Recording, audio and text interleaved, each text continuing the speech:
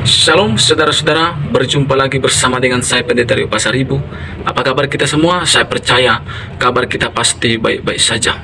Pada hari ini saya mau bagikan bagi kita video cuplikan bagaimana ada seorang guru besar, seorang profesor yang sekolah di universitas yaitu terkenal yang ada di Mesir, yaitu universitas yang ada di Al-Azhar.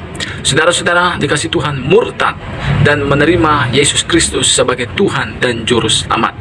Saudara-saudara dikasih Tuhan, Tuhanlah yang telah memilih seorang pemimpin Muslim ini, seorang profesor ini. Tuhanlah yang telah memanggil dan memilihnya sehingga dia boleh menjadi pengikut Yesus yang setia. Walau ada tantangan, walau ada aniaya dihadapinya dalam mengikut Kristus Yesus, tapi saya percaya Tuhan akan membawa dia sampai kepada rencananya. Sehingga cobaan demi cobaan datang dalam hidupnya, tantangan demi tantangan datang dalam hidupnya, tapi Tuhan melepaskan dia dari kesengsaraannya. Saudara-saudara, mari kita simak dulu cuplikan berikut ini. Constantly hear from both religious leaders and governmental leaders that Islam is a religion of peace. Is it really? Our special guest today was a professor of Islamic history at Al-Azhar University in Cairo, Egypt. He says that the history of Islam is a river of blood. Greetings in the name of Jesus, our blessed hope. I am Dave Reagan, Senior Evangelist for Lamb and Lion Ministries, and I am delighted to have with me this week a very special guest by the name of Mark Gabriel. Mark is a former professor of Islamic history at Al-Azhar University in Cairo, Egypt, the world's premier Islamic university. Mark, let's begin by talking about your upbringing in Egypt. Were you born and raised in Cairo? No, actually I was born in south part of Egypt, and my family was moved to Cairo when I was almost 14 years old. Oh, when you were 14? Yes. Okay. Were your parents strict Muslims? They are. Very devout. Not the secular type of Muslim that we often encounter in this country. No. In fact, you had an uncle who was an imam, wasn't he? He's a clerk, yeah, Muslim clerk, and imam also. Wasn't he the one who first began to inspire you to memorize the Quran? Yes, he took me when I was 5 years old, and he started helping me memorizing the Quran. And is it true that by the time you were 12 years old, that you had the Quran memorized? Absolutely. I spent almost 7 years exactly to finish memorizing the entire book. Now, Mark, yes. I have a copy of the Quran that is about that thick, and it's in very small print. Yes. We're talking about quite a lot of material there. Exactly. The size of the Quran actually is exactly like the size of the New Testament. So you had a book, the equivalent of the New Testament in length, memorized by the time you were 12 years old. By heart, absolutely. And you had it memorized in classical Arabic, right? Exactly, because the language of the Quran, it's classic Arabic, it's not dialect Arabic. It's not the Arabic you speak on the streets. No, absolutely not. And probably at the age of 12, you didn't understand all that, did you? No, even when I finished my secondary school, only when I start to really, my high school, I start to recognize the meaning of the verses of the Quran and the teaching of the Quran. But it was a development, you see, from the time I finished the Quran when I was 12 years old till I finished my bachelor degree. From time to time it was a development taking place in understanding the meaning of this book. But when I finished my bachelor degree, I was already have the proper understanding of the meaning of this book. And why was it important for you to memorize the Quran as a child? Why did anybody put any importance on that? Is that something important in Islamic society? This is actually, it came as culture. Mainly, it's Islamic culture. And it wasn't just from the past 10 years or 50 years. It's from the very early time, the first century of Islam.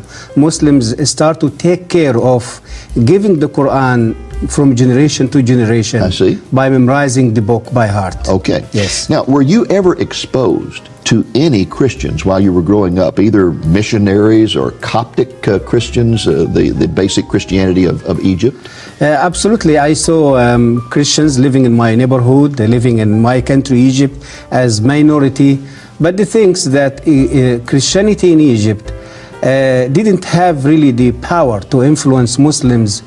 And this is the reason why I wasn't influenced by this type of Christianity during all my life, because the Christianity in Egypt is so tradition. Yes. More than 90% of Egyptian Christians, they are tradition. Very liturgical type. Exactly. Yes. But there is one incident happened when I was a little child with a Christian priest from that church. What happened in that time really was left a huge influence over my spiritual life. Tell us about it. I was really become very upset and very angry, you see, of Christians and the Jews because of the teaching I started to receive every day in my school, especially when I was in my secondary school at Al-Azhar Islamic Institute. So one day I decided really to fire the Christians, and so I find a Christian priest in that church was using the road outside of my house, going from his place to his monastery every day. So every day I stand in front of my house and I start to just hit him with the stones and with, you see. How old were you at that time? And that time I was 13 years old. And you're throwing stones at a Coptic priest? Absolutely, and I injured his head. I injured him in his head terribly, and they took him to the hospital. But this man, when he get out of the hospital, he just came just to find out what's going on with me, why I'm treating him that way. He came back and found you? Yes, yes. And he know my house, he know my family even. So anyway, this man, he didn't came to revenge or to treat me in the same way, but he came to advise me that there is a fire inside me, and that fire is going to burn me before burning others. Wow. So, and he came to show me, or to tell me that he forgive me. Even I injured him and I caused big injury to him. He just came to show me that he loves me, he forgive me, and he said there is no reason for you to hate me or to treat me that way. That really impressed you, didn't it? Absolutely. This was really influenced my spiritual life, even when I grow up and I become one of the best students in my university. Now, you were basically sitting on top of the world as a person who was a professor of Islamic history at Al-Azhar University. You were also a Muslim imam at a mosque in Giza, right? Yes, Giza City, yes. I mean, you had all the prestige in the world, and yet one day you made a comment. I think I had it marked here. It's in your latest book, Jesus and Muhammad. You were a person who questioned things, and you were told at the university, you don't question. You were told that. Exactly. You don't question. And you kept questioning. And one day in a conversation with colleagues, you made this statement: we say the Quran is directly from Allah, but I doubt it. I see in it the thoughts of man and not the words of God. Absolutely. And the moment those words came out of your mouth, you knew your fate was sealed, right? Absolutely. What happened that night? This was happened in a meeting between me and other professors from the university, and they just met with me and they discussed what is going on and what they heard from the student. They was think that I've been under pressure of foreigner influence or Christian influence, or so they just want to find out why I'm doubting Islam, why I'm just so. And I said that this statement to them. And then what happened that night? They become very upset. They kicked me out of the university. They fired me. The university fired me, and in the same day, in evening time, I was kidnapped by Egyptian secret police because they accused me that I converted from Islam. What happened to you after that arrest? They put me in the little cell in the headquarters of Egyptian Secret Service in the middle or the center of Cairo. They put me for 3 days with no food, with no water, and in the 4th day they start to interrogate me. They took me to one of the offices, maybe it's in the 6th or the 7th floors, and interrogating me during a day. And that 4th day, they start giving me food and water, and because they want to stimulate me and just want to get information that they can. And they find out during the day they cannot just get what they're looking for. And they start interrogating me during the evening time. So the evening time, it was the time of torture. with cigarette. They burned me with cigarette in different places in my body. And you can see here in my hand. They beat me. They put me in cold water. They put me in a little in a tank full, you see, filled with water, and they put hungry rats inside that tank, and they put me inside the tank. So you had rats for crawling over you all night? Whole night, and the rats just swimming over the water, you see, around my head. And did the rats bite you? No, no, at all. This is like Daniel in the lion's den. And the next day they took me out, and I was just surprised that I'm still alive, but I don't know what is the next. So, and after that they put me in a little cell with a vicious, hungry dog. And when they put me in a room and they closed the door, and I sit in the middle of the room, and I was thinking that I'm going to be beaten by the dog. It will eat me. It will. So, but I was surprised when I found the dog. He just came and sitting in my right hand side. In fact, he licked you on the ear, didn't he? And he licked me in my ears. And they must have thought that you were Satan or something to have such power. They said that. They said that this is a human being or something else. They wasn't really. They believe that there is some spirit or some. So at that point, didn't they decide to just turn you over to some guys in a cell and tell them that you had renounced Islam and let them kill you? Yeah, so this is the understanding that I've been questioned by professors at the university. I've been fired by the university. To them, means this guy, he's just out of Islam now. He's convert now. In fact, they wanted to find out what missionary had converted you, didn't they? Exactly. And you hadn't been converted. Exactly. No, I have no idea about Christianity in that time. Yes. About Christ. I never even discussed Christianity. But automatically in Egypt, when someone decides to leave Islam, yes, they will accuse him automatically that he became under pressure from church or some Christian, and he converted to Christianity. Well, how in the world did you get out of that situation without losing your life? I was crying before the God who was created me in that time. I wasn't know who is. Yes. And after 15 days, my uncle, he was working as the vice president of Egyptian parliament. He was visiting Russia at that time. When he came back and he heard about my kidnapping, and so he came with permission from the government, and he came with his car and he took me out of the prison. So you got out of prison due to the political influence of a relative who had been out of the country. Absolutely. And then when you went home, I understand your father tried to kill you. My father, he tried to kill me later, after 1 year searching for God, find out who is God, you see, till I received a Bible from a Christian pharmacy. So when I start reading the Bible, I start to find the truth about Christ. After I give my life to the Lord, I lived 1 year, whole year as a secret believer. So when my father heard about my conversion, he shot me with his own gun. He tried to kill me. So you were given a Bible by a Christian pharmacist, and that brought you to the Lord. Yes. And when that happened, your father decided to kill you for the honor of the family, I guess. Because, yeah, he just felt there is a shame going to be over him and all the life, or the family, even the community. And so he shot at you several times and all the bullets missed? No one bullet missed me, about maybe 5, 6 bullets. I understand that your sister finally got your passport, got you out of the country, and where did you go? When my father, he just shot me and tried to kill me, I was running away from his face, and I went to my sister, and in my sister's house, I put the whole situation in front of the Lord, and the Lord showed me to get out of Egypt in the same evening, same day.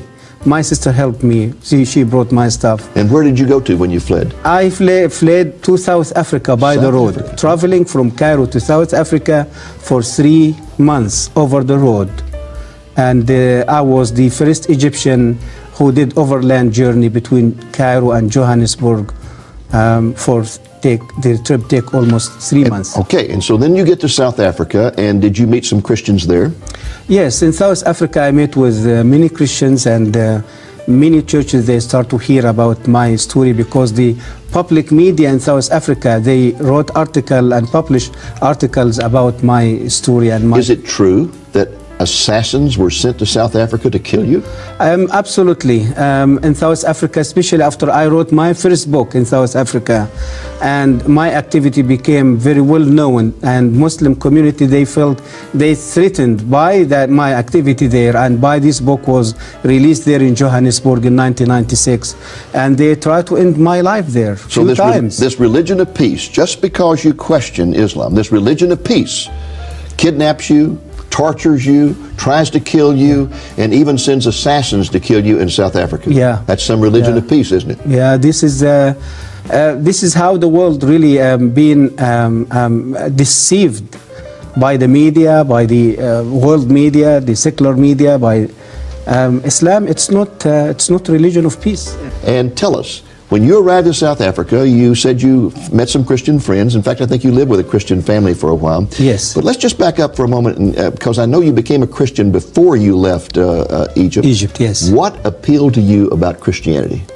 Before I met with Christ, I lived for 34 years under Islam, believing in Islam, serving Islam, learning about Islam, teaching about Islam. And I lived another year without faith. After I find myself, I'm already out of Islam. So I lived for 35 years searching for peace, searching for the true God, who is going to show me that He loves me more than anything in this world. Through the Quran, through the teaching of the Prophet of Islam, I was never experienced something like that. So when I get the Bible and from the doctor pharmacy, before I get the Bible, I lived for a whole year searching for God, asking myself who God can be. I had terrible headache. Every day, go to the doctor pharmacy to get headache tablets. So, and finally she gave me the Bible and she gave me the headache tablets. I took the Bible in one hand and headache tablets in another hand. When I started reading the Bible, I met with the Lord Jesus Christ face to face through the Sermon of the Mountain in Matthew chapter 5, telling me about love. Love your enemy. Not kill your enemy. Not kill your enemy. So the word of the Bible, the word of Jesus Christ, and that evening came to me is just like a beautiful rain. And so you began to find the peace that had eluded you all those years. Exactly. For peace, forgiveness.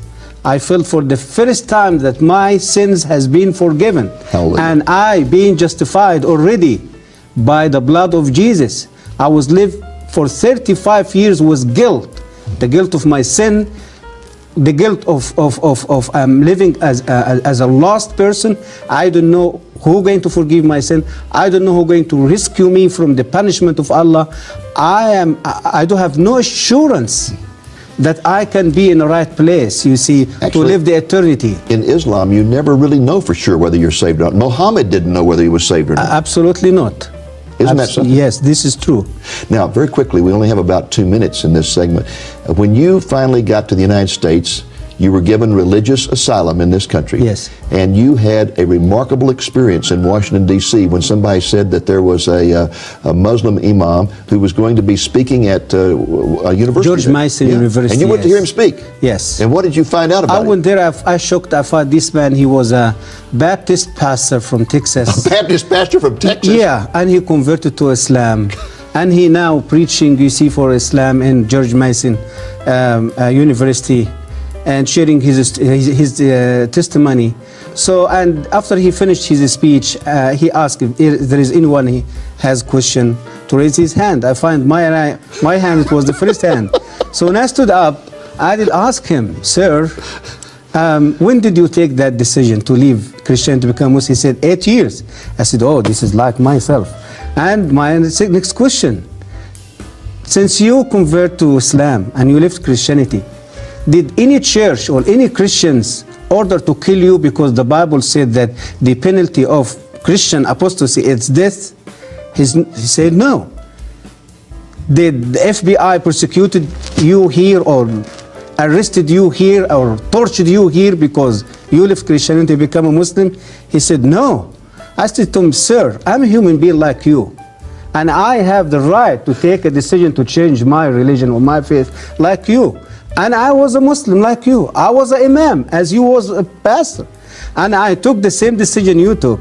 But the difference between me and you, that I was treated by Islam. I fired from my university. I kidnapped by the secret police. I've been tortured. I lost my family. I lost my country. And the sword of Islam is on my neck wherever I go. Why? Because the Quran said so. That the penalty of a Muslim apostasy, it's death. That is an incredible story. And in fact, folks, there's something about this particular story that he did not mention, and that is that when the man stopped speaking and asked for questions, he was the first to raise his hand, stood up, and first of all identified himself as a former professor of Islamic history at the university. And the imam was so impressed by that he said, "Oh, honored professor, please come up here and take over the podium." And the next thing he knew, he was on the stage at the podium, in charge of the whole meeting, and asking him questions. Yes. Isn't it amazing how the Lord shocked. works? Exactly. And showed immediately that the difference between Christianity and Islam, that he leaves Islam and everyone tries to kill him and kicks him out of his family. He leaves Christianity and none of that happens to him. And yet Islam's supposed to be the religion of peace. He's still enjoying his life in America because of the freedom brought to this country through the Christian and the biblical principle. Yes. You know, the point that you made a few moments ago about no one in Islam knowing for sure whether they're ever saved or not, unless they die as a martyr. Yes. Then they have the assurance of salvation. Absolutely. But otherwise, there's no assurance. Even, again, Muhammad did not know for sure whether he was saved or not. That's a horrible thing to think you're having to earn your salvation, and no matter how hard you work, you still don't know. Exactly. You still don't know. Exactly. This is true. What a glorious thing it is that to encounter grace. Grace. Absolutely. I was questioning the doctor pharmacy was giving me the Bible after Muslims fanatic in Egypt attacking a Christian church. I was so upset. I was so little baby Christian. I did ask her, why people you can defend your church, you defend your people. What she said to me, she said to me, Mark, I want to say something to you. Our God, He is not in need for us to defend Him or to kill others to defend Him or to defend His church. Our God, He is strong enough to defend Himself, His name, and His people. Mark, most of our viewers have never read the Quran, and they don't know really how different it is from the Bible. So fill us in. Give us a comparison here between the Bible and the Quran. Yes, the Quran, as Muslims believe, considered the holy book of Islam. The size of the Quran, it's exactly like the size of the books of the New Testament. And the book contains 114 chapters. Which are called surahs. Which called in Arabic language, surahs. Okay. Exactly. And the book is considered, as the Muslims believe, the word of Allah, who was revealed directly from Allah to Muhammad through the angel Gabriel. Okay. Now, how does it differ, though? I mean, an average person, let's say an average Christian, has read the Bible, and he's aware that when you start reading the Bible has lots of stories, and it tells this story and that story, and the relationship with God, the nature of God, is taught through stories. But you don't find that in the Quran. No, actually, the Quran wasn't really organized logically. And when the Quran usually discuss about a specific story, for example, like the story of Abraham, or the story of Joseph, or the story of Moses, you're going to see that these stories, it's in all over the Quran. All over. So you have somebody shot a shotgun. Exactly, exactly. And the Quran, even when they translate the Quran into English or another foreign non-Arabic language, they just transfer the meaning of the Quran, you see, to the English or another language. But even even you try to study the Quran, learn about the Quran from the English translation, you're going to miss more than 60% or maybe 70% of the real meaning of the Quran. I find it one of the most difficult books I've ever tried to read in my life because it is so disjointed. It just, there's a sentence here and then the next sentence may not have anything to do with that sentence and the one after it may not have anything to do with it. It's like in American literature we have what's called stream of consciousness writing, where the person just writes whatever pops into his mind, and he may be talking about a carnival here and about going to church there and whatever, and it just has no relationship one to the other. It's very difficult to follow. Exactly. Now, the Quran is supposed to be the words of Allah. Yes. The Hadith is another book in the Islamic theology. What is the Hadith? The Hadith, it's the word of Muhammad. In other words, the Hadith, it means what Muhammad said and what he did. So it's just what you call it, it's the record of Muhammad. Okay. His life, his activity, his word, his action, his teaching, and the Muslim call it Hadith. So one, the Quran is supposed to be the words of God. Yes. The other are the words of Muhammad. Hadith, it's the word of the Prophet Muhammad. And are they considered to be equal or what? Muslim, they are required to believe in the both books. Okay. Muslim, it's not enough to just believe in the Quran and decline or deny the Hadith. According to the Islamic law, if any Muslim going to deny any of the basic teaching of Islam, he will be converted, he will be out of Islam. And Hadith, it's one of the most basics you see in Islamic faith. Okay. Now another difference between the Quran and the Bible is that the Bible was written by individuals like Moses or Paul in the New Testament, where they sat down, they wrote letters or they wrote histories or whatever. But Muhammad never did really just sit down and write the Quran or write the Hadith, did he? No, he just simply, for example, with the Quran, he was usually in trances and he would make statements and people would write those down. Exactly. And all that was compiled later on after his death, wasn't it? Exactly, yes. And the Hadith is just statements that were compiled by compilers. It might be statements that wives remembered or friends remembered or whatever, and they just kind of put them all together. Exactly. All right. Exactly. Now, in the Quran, there are a lot of contradictions, as well as in the Hadith, a lot of contradictions. Yes. For example, you can find verses in the Quran that talk about loving Jews and Christians. Yes. And treating them with respect. Yes. Then you can find verses that talk about killing them. Exactly. How do you account for these contradictions? Did Allah change his mind? A Muslim, they justify this contradiction by Arabic term, and Muslim and Islamic principle, they call it naskh. Naskh or nask. This principle means that the future verse going to come, it's going to decline or cancel the what you call it, the previous verse. Okay, so a later verse, yes, would cancel out an earlier verse. Exactly. That might contradict with it. They call it naskh. If you ask them, but why Allah do that? They will say He do that for the benefit of Muslims and for the benefit of the human being. For example, I remember you giving an example about alcohol. Yes. Give us that example. Exactly. Like, for example, when Muhammad started to preach about his religion, the people in Arabia at that time, they was alcoholic addicts. They loves alcohol. They cannot live without alcohol. And he finds it's going to be too difficult if he going to give them a command to stop drinking alcohol and to obey his command. So what he did, he just gave them a halfway command.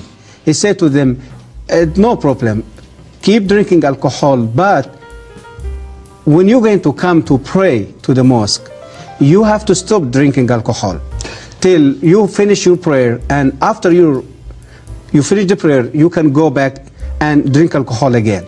So after a while, he came back to them and he said, no, this doesn't work. No alcohol going to be allowed anymore.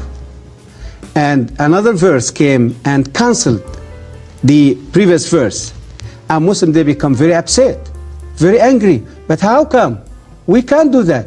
And a later verse says, okay, don't worry, be patient, believe in Allah, believe in His Prophet Muhammad, believe in His Quranic word. And if you're going to have the ability and you're going to stop drinking alcohol in your life, Allah, He is not going to forget that. He will reward you with a river of alcohol in the paradise the day when He's going to send you to the So paradise. we go from just drinking alcohol occasionally to not drinking it during prayers to not drinking it at all to you're going to have a river of alcohol in heaven. Exactly. This is the development of the contradiction, you see, of the teaching of the Quran. And you find the same in the attitude toward Jews and Christians. Absolutely. At the beginning, it was one of respect and honor, and then when they did not accept His revelation, He turned against them and began to argue, you must kill them. Absolutely. Firstly, it was a development also was taking place in this subject, in his relationship with the Jews and Christians. Firstly, he started to adore Christians and Jews, saying a wonderful thing, people of God, the people who carry His word, the people who protect His word. And later, he said, yes, you are these people. But listen, I am the final prophet, came with a final testament. You have to believe in me. Means he started to debate them and reaching out them. So they refused. They asked him sign. The Quran says so. Ask him sign. Give us a sign that we can believe. So, and he cannot give a sign. And he went back to Allah and cried before Allah, help me to perform miracle or to give sign to these people that they can follow me. And Allah became very upset with him and said to him, okay, listen, go back to these Jewish people and these Christian people. Tell them Allah gives you plenty miracles in the Old Testament. And always you rebels and against Him. No more miracles. It is only one way to submit to Islam, to accept Islam, or to pay the tax. And if you refuse to do so, you will be killed. So it was development also taking place in this, you see, in this contradiction of the teaching of the Quran toward the Christian and the Jew. Terima kasih teman-teman, saudara sudah menonton video ini dari awal pertengahan sampai akhir. Biarlah kiranya lewat video ini saudara semakin yakin bahwa Yesus adalah Tuhan dan Juru Selamat, dan Yesus bisa memilih siapapun yang akan diselamatkan. Saya Pendeta Rio Pasari undur diri. Tuhan Yesus berkati. Shalom.